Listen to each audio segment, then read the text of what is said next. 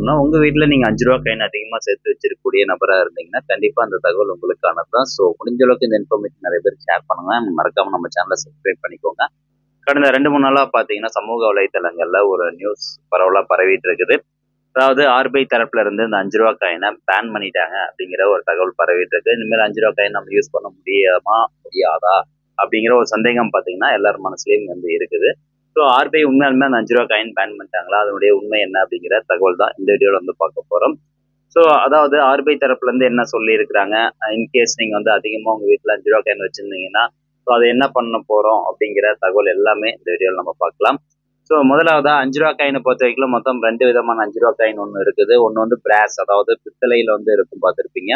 அதே மாதிரி இன்னொன்று ரொம்ப கெட்டியா திக் மெட்டல்ல தடிமனா வந்து ஒரு ரூ. 5 காயின் இருக்கும். நல்ல வெயிட்டும் பார்த்தீங்கன்னா அதிகமா இருக்கும்.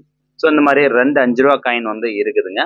இப்போ அந்த பிராஸ்ல செஞ்சிருக்காங்க பார்த்தீங்களா, அந்த பித்தளையில செஞ்சிருக்கக்கூடிய ரூ. 5 காயின் வந்து காமனா வந்து நிறைய இடத்துல இப்போ நம்ம பார்க்க முடியும். ஆனா அந்த திக் மெட்டல்ல இருக்கு பார்த்தீங்களா, தடிமனா இருக்கக்கூடிய ரூ. 5 காயின் மேக்ஸிமம் ஒரு சில இடங்கள்ல மட்டும்தான் இப்போ நம்மளால பார்க்க முடியுது. இப்போ இந்த 2 உலோகங்களால செய்யப்பட்ட ரூ. 5 காயினுமே பேன் பண்ணிட்டாங்களா அப்படின்னு கேட்டீங்கன்னா அப்படி கிடையாதுங்க. அதாவது இந்த திக் மெட்டல் தடிமனா இருக்கக்கூடிய ரூ. 5 காயின் மட்டும்தான் இப்போ ப்ரொடக்ஷன் ஸ்டாப் பண்ணியிருக்காங்க. அதை தான் வந்து கீழே சொல்லியிருக்கிறாங்க. அதாவது thicker pie coin made from heavier metal has gradually disappeared from the market. இப்போ நம்ம சந்தைகள்லயும் சரி இந்த ரூ. 5 காயின் திக்கா இருக்கக்கூடிய ரூ. 5 காயின் அதிகமா நீங்க பார்த்திருக்க முடியாது. இப்போ ஒரு சில இடங்கள்ல நீங்க பார்த்திருப்பீங்க. மேக்ஸிமம் பார்த்தீங்கன்னா லைட் வெயிட் உள்ள ₹5 காயின் தான் இப்போ நம்ம பார்த்துட்டு இருக்கோம். ஸோ இந்த ரூ. 5 காயின் எதனால வந்து டிஸ்கன்டினியூ பண்றாங்க, ப்ரொடக்ஷன் வந்து எதனாலலாம் ஸ்டாப் பண்றாங்க அப்படிங்கிறதுக்கான ரீசன் வந்து சொல்லியிருக்காங்க பாருங்க. அதாவது இந்த தடிமனா இருக்கக்கூடிய அந்த ரூ. 5 காயினை யூஸ் பண்ணி ஒரு காயின், அந்த காயின் வந்து உருக்கி ஒரு காயின் மூலமா மேக்ஸிமம் வந்து 5 பிளேட்ல இருந்து 6 பிளேட் வரைக்கும் பண்ணலாம் அப்படின்னு சொல்லியிருக்கிறாங்க. அப்ப ஒரு பிளேட்னுடைய காஸ்ட் வந்து ₹2.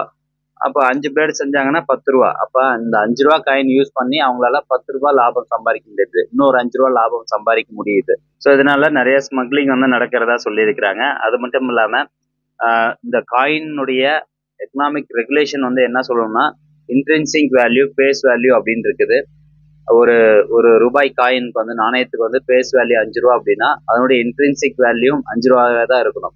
ஆனா இங்க பாத்தீங்கன்னா ஒரு ரூ. 5 காயின் யூஸ் பண்ணி 5 பிளேட் தயாரிக்கிறாங்க அப்படிங்கும்போது ஒரு பிளேட் ₹2, ₹10.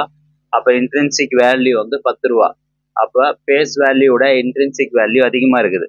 ஸோ அப்படி இருக்கிறப்போ அந்த மாதிரி இருந்தது அப்படின்னா ஆர்பிஐ கைட்லைன்ஸ் படி அந்த நாணயத்தை வந்து தடை செய்யணும் அப்படிங்கிறது தான். ஸோ இதன் மூலமா இல்லீகல் ஆக்டிவிட்டிஸ் வந்து நடக்குது.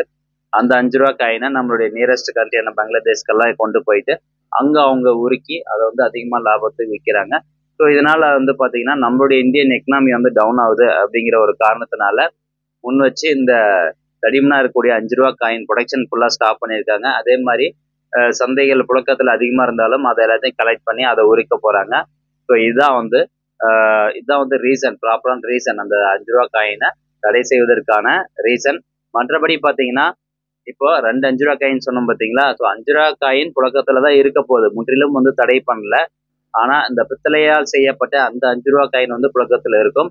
மற்றபடி இந்த திக் மெட்டல் தடிமனா செஞ்சிருக்காங்க பாத்தீங்களா, இந்த ரூ. காயின் மட்டும்தான் புழக்கத்துல இருக்காது. ஸோ அதனுடைய ப்ரொடக்ஷனையும் வந்து ஸ்டாப் பண்ணிட்டாங்க. இப்போ ஒரு காயினோ அல்லது ஒரு ரூபாய் நோட்டோ வந்து டிஸ்கண்டினியூ பண்ணணும், அந்த ப்ராசஸே வந்து ஸ்டாப் பண்ணணும் அப்படின்னா அதுக்கு வந்து 3 ஸ்டேஜ் வந்து இருக்குது. Proposal stage, approval stage, implementation. Proposal stage வந்து ஆர்பிஐ தரப்புல இருந்து ஒரு ஃபார்மல் ப்ரொபோசல் மத்திய அரசாங்கத்துக்கு கொடுப்பாங்க.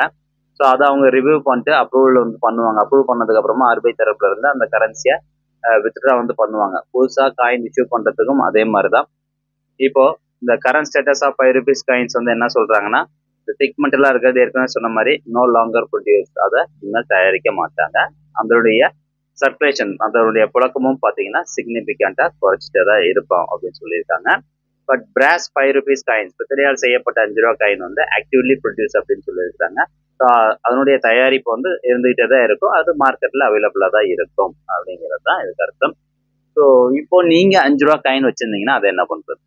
ஸோ கடைகளில் கொடுத்துட்டு மாத்திக்கலாம். ஸோ முற்றிலும் தடை பண்ண கிடையாது, புழக்கத்துல இருந்து எடுக்க போறாங்க. அல்லது பேங்க்ல கொடுத்துட்டு நீங்க வந்து மாத்திக்கலாம். ஸோ என் வீட்டில் பார்த்தீங்கன்னா என் பையன் உண்டியல்ல ரூ. 5 காயினா தான் சேர்த்துட்டு இருக்கா. ஸோ மொத்தமாக வந்து பார்க்கும்போது ₹650 இருக்கு. அதை கொடுத்துட்டு மாத்திக்க வேண்டியதா. ஸோ அந்த மாதிரி நீங்களும் வச்சிருந்தீங்க, அதிகமாக வச்சிருந்தீங்க அப்படின்னா கொடுத்துட்டு மாத்திக்கோங்க. அதே மாதிரி இப்போ ஆர்பிஐ தரப்புல இருந்து என்ன சொல்லியிருக்காங்கன்னா, ₹1 காயின், ₹2 காயின், ₹5 காயின் இருக்கு, ₹10 காயின் இருக்கு, ₹20 காயின் இருக்கு. இதையும் தாண்டி இனிமேல் வந்து ₹30 மற்றும் ₹50 காயின் கொண்டு வர போறதா சொல்லியிருக்காங்க. ஸோ ஃப்ரெண்ட்ஸ், இவ்வளவுதான். இந்த தகவல் கண்டிப்பா உங்களுக்கு பயனுள்ளதாக இருக்கும் அப்படின்னு நினைக்கிறேன். மீண்டும் அடுத்த ஒரு நல்ல பதிவில் சந்திக்கலாம். நன்றி, வணக்கம்.